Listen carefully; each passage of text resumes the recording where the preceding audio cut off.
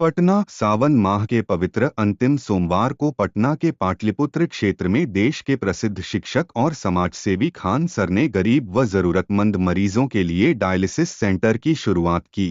तब हर हर महादेव। ये मशीनें हैं यहाँ पे, ये मशीन लगवा रहे हैं हम, डायलिसिस सेंटर बनवा रहे हैं।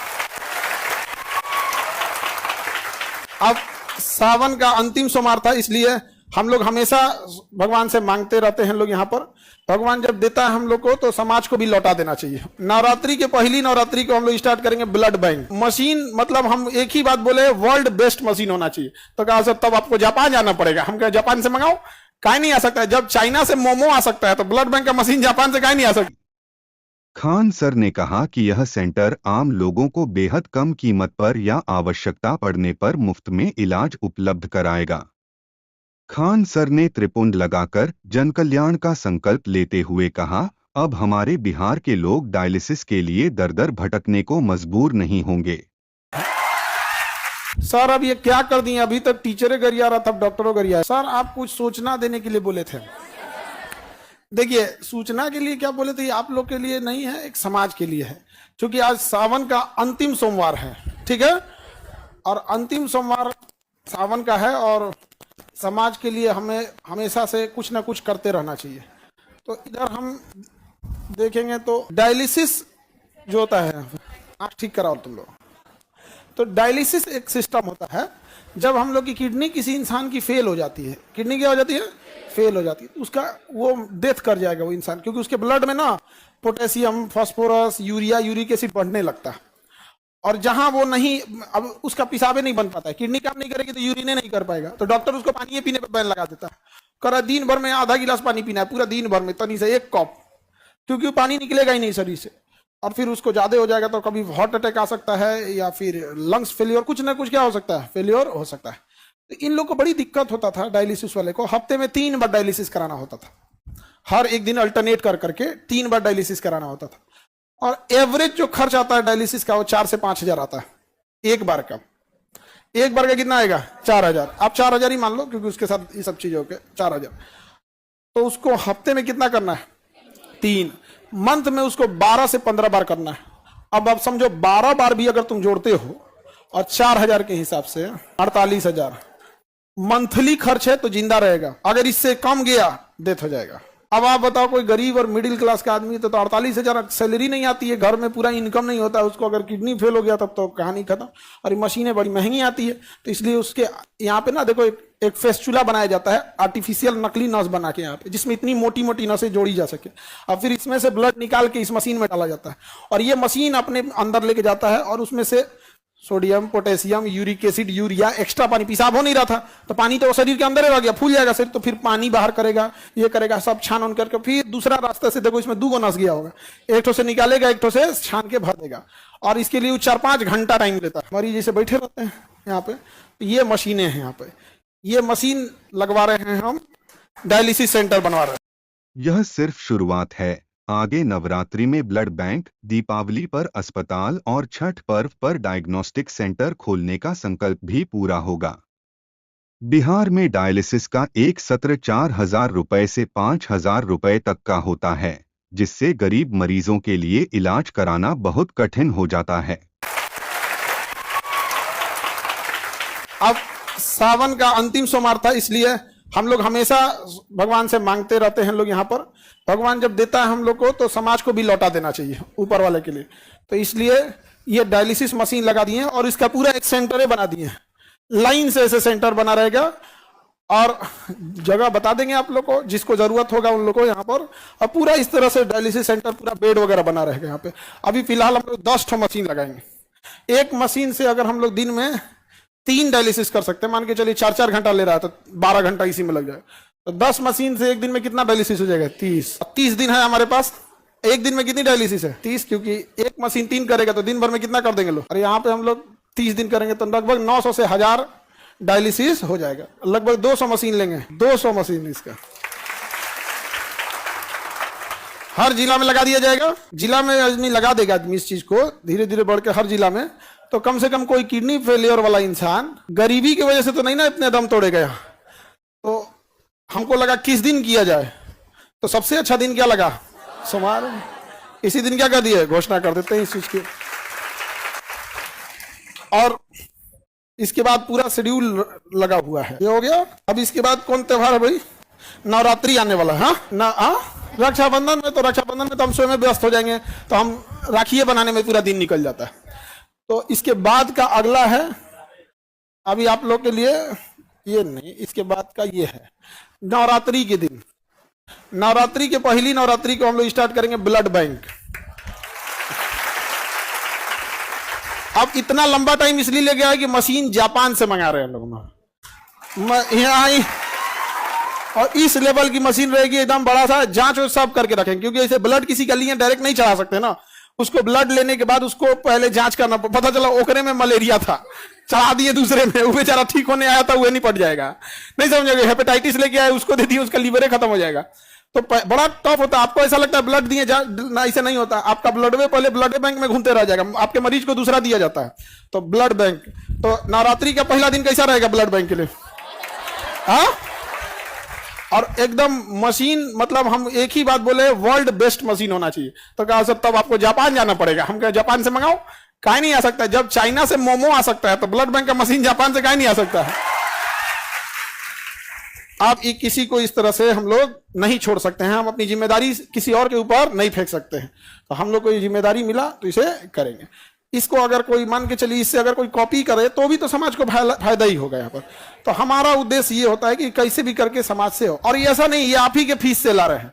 हम अगेन बोले कि हमको व्यापारी नहीं बना, हम शिक्षक है। आपका जो पैसा आता है तो हमको लगता है कहाँ से लौटाएं आप लोग को।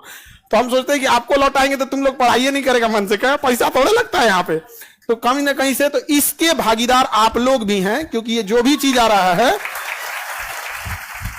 ये हम कहां से ला पाएंगे? आप ही लोग के बीच से। बिहार में डायलिसिस का एक सत्र 4,000 रुपए से 5,000 रुपए तक का होता है, जिससे गरीब मरीजों के लिए इलाज कराना बहुत कठिन हो जाता है।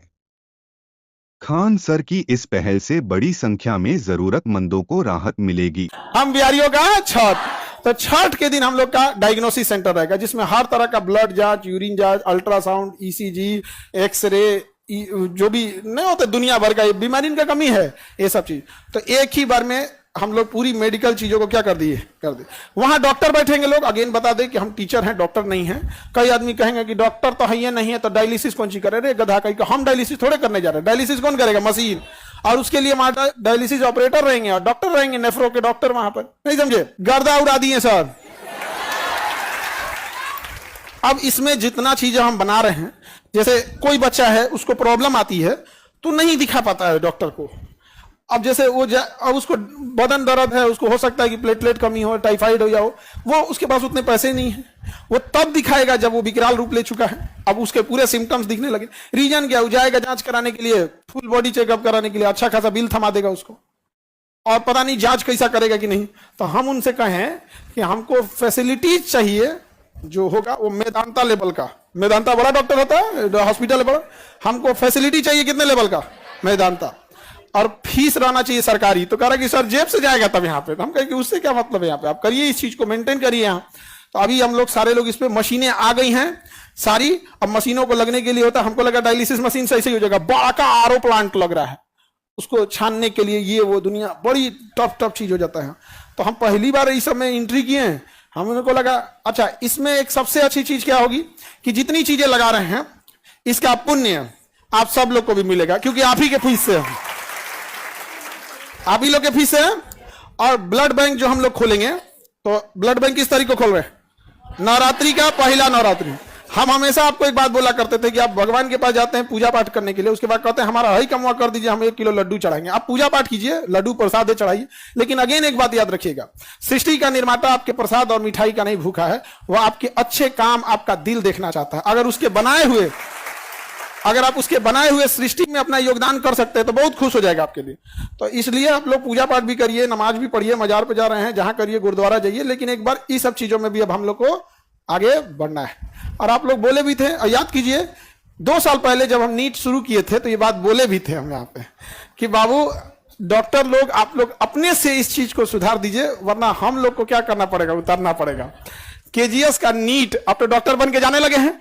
हालांकि जब हम लोग शुरू किए थे तो मजाक भी बन गए थे लोग कि नीट क्या कर पाएंगे लोग, लेकिन निकाले सब कि नहीं यहां से डॉक्टर। आईआईटी में गया कि नहीं, आईआईटी खड़गपुर में मिंटू कुमार आप लोग से मिला भी थे, गया कि नहीं गया। अब मेडिकल में भी अब वो जब वहां से डॉक्टर बन के कहेंगे हम कहीं यहीं आ जाओ, नहीं समझे। अब अपने यहां से जितना नीट पड़ेगा उसको कहेंगे देखो भाई तुमको कम से कम 2 साल अपने यहां सर्विस देना होगा, उसके बाद कहीं भी करो। अब हर साल आते रहेगा तो 2 साल वाला सिस्टम रोटेट होते रहेगा, नहीं समझे, रोटेशन होते रहेगा। अब इसको हर जिला में क्या किया जाएगा, स्थापित किया जाएगा। कैसा रहेगा, हाँ। और हमेशा हमारी कोशिश रहती है, चाहे शिक्षा में भी हमने कई चीजों की शुरुआत किया अलग अलग। खान सर ने यह भी कहा कि यह सेंटर सरकारी दरों पर और कई मामलों में मुफ्त इलाज की सुविधा देगा। समाज का जो कर्ज हम पर है उसे चुकाने का यही सही समय है। ये क्या कर दिए, अभी तक टीचरे गरिया रहा, तब डॉक्टरों गरियाएगा।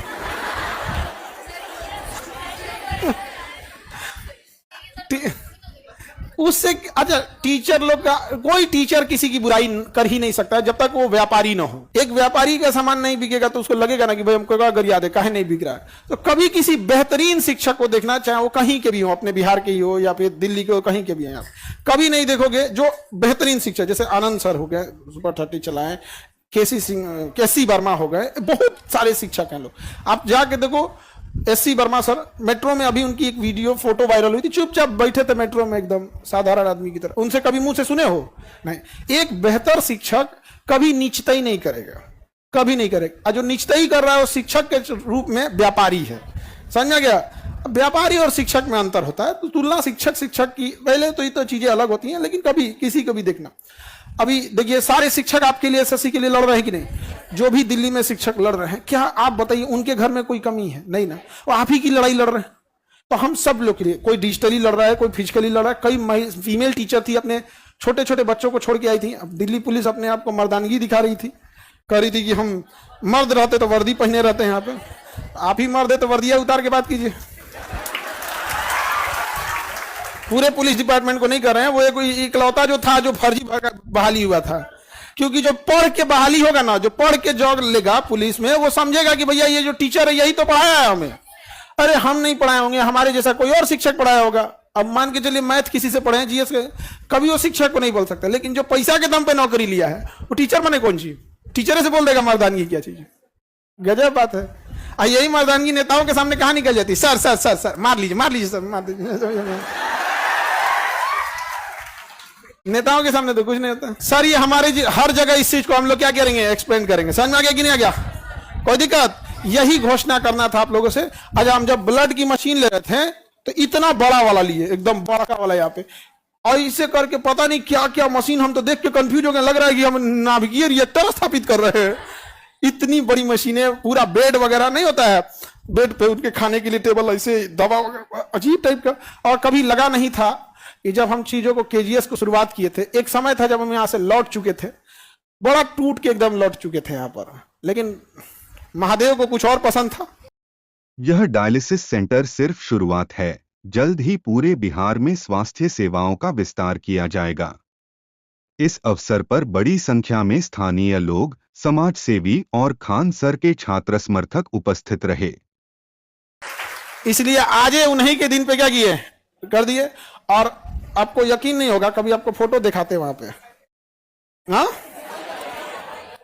एक सेकंड तुमको दिखाइए देते, नहीं तो ऐसे करते ना तो तुम लोग भूल ही जाते हैं। हाँ ले फिर क्या हो गया, क्या हो चुपचाप बंद हो गया मोबाइल डिस्चार्ज था अब ये बंद होना था। खैर सावन का दिन एकदम अच्छा सेलेक्ट किए सर, सोमवार का दिन सही, सब अच्छा दिन होता है यहाँ पर। और अब इस चीज को वही रन करेंगे, उनका हर सब लोगों का आशीर्वाद रहे इसमें और आप लोग का सहयोग रहे। और ये चीजें हैं समाज की भलाई के लिए, और हम चाहे जहां भी हो जाए हमें घमंड नहीं करना चाहिए, बल्कि अगर समाज की अगर आप ऊंचाई पे बैठे हैं तो ये सोचिए कि समाज को और क्या दे सकते हैं, समझ रहे कि नहीं।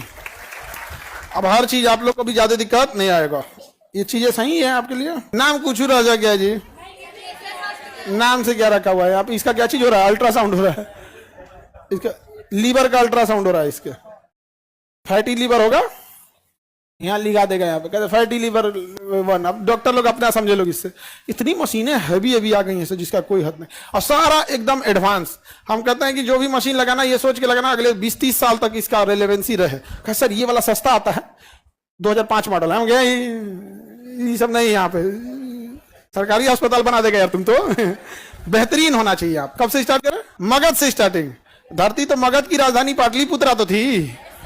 कोई चीज कहां से चालू होता है? राजधानी से ना। राजगिरी तो स्टार्टिंग राजधानी थी, लेकिन जब मगध बना ना, मगध, उस मगध जो आप राजगिरी महाराज होते वो बिंबिसार के समय था, लेकिन जिस मगध पर आप इतराते हैं वो चंद्रगुप्त मौर्य ने बनाया था, अशोक ने बनाया था। जिस मगध पे आप इतराते हैं, जिसको आप शक्ति का प्रतीक बताते हैं, उसकी राजधानी क्या थी? पाटलिपुत्रा थी। ये सारा चीजें बहुत जल्दी स्टार्टेज हो जाएंगी यहाँ पर, और आप लोग के लिए जो भी चीजें रहेंगी एकदम फर्स्ट क्लास है यहाँ पे, एकदम ये जरूरत ना पड़े कभी किसी चीजों को। इस लोगों को इसके नीचे देखिए यहाँ पे ना वो गैलन रखे रहते हैं, सब ब्लड यूरिन नहीं हो पाता ना, तो इससे निकालता है। यहाँ पे अलग अलग मशीनें रहती है, बहुत हाई पावर की सबकी मशीनें रहती है। ठीक है, और यही सूचना आप लोग को देना था।